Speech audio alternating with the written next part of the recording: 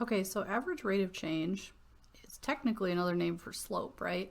You're taking 2 points, and no matter how close, well, we'll talk about this later, but if you get them closer and closer together, you get closer to maybe a more accurate slope at a point. But we can see here, like this line from this blue point to this green point gives me an average. Like here, it's a little bit more sloped and then it's a little bit less sloped, but the average is the slope between those 2 points. And so we can just do our normal subtract the two y values. Sometimes if you forget if x and y is on the top, it can be helpful to think about the rise over run thing and then go, okay, rise is the up and down, that's the y's, and x's is the back and forth. So if we subtract our two y values and then subtract our two x values, we get a slope. And so here, if we make this two nice kind of easy points, this one was sort of moving around, let's say 0, 0, and 2, 4. So we went up 4 and over 2. So the slope is 4 over 2, or 2. So we can see that's the average rate of change between these two slopes. All right, so what if we make our function, I don't know, more interesting, more complicated, or maybe represent like a real life situation?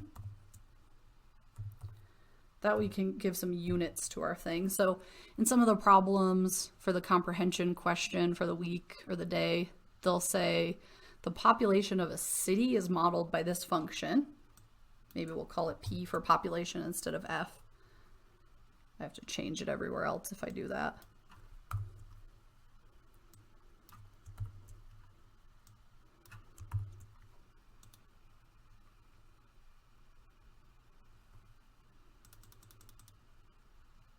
And then maybe we'll zoom out to get a better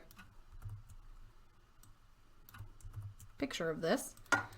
So population is this black line, and it makes sense, right? It's growing exponentially with that e to the, and so in the year 0, it starts out at 34, right? If you put 0 in it for an exponent, e to the 0 or anything to the 0 is 1.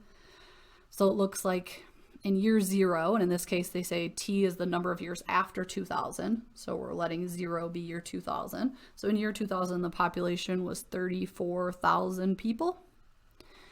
Then they ask a question, how rapidly was the population changing between 2030 and 2035? So we're trying to take the average change between 2 points, and so we're going to put in 30 and 35 for 2030 and 2035. And to be honest, from the zoomed out perspective, it looks like we're almost right on, right? Like our red line is right on top of our black. But if we zoom in a little more, you can see like this one's technically curving and this one's a straight line. So there really is some space there. It's still an approximation. It just might be, in this case, a really close approximation. And so if we take the slope between these two, we want to, and you can get the numbers right, you don't have to do them by hand exactly from your calculator too. Just plug in year 30 and year 35 to represent 2030 and 2035. And so if we subtract our two y values, we're doing this 97,16014. When in doubt, it's always better to have more decimal places than not enough. Minus the 83.62, right, this number. So subtract our two y values, and on the bottom subtract our two x values, so 35 minus 30. So we end up with 97 minus 3 over 5 apparently gives us a slope of 2.7067, something like that. And remember, that's in thousands, so that means that the average between 2030 and 2035 is that this town's population, the city's population, was growing about 2.7 thousand, so 2,706 people, 2,700-ish people per year. That doesn't mean that every single year was exactly 2,700. Some years a little less, some were a little more growth rate, but the average between this year and this year is 2.706 thousand people.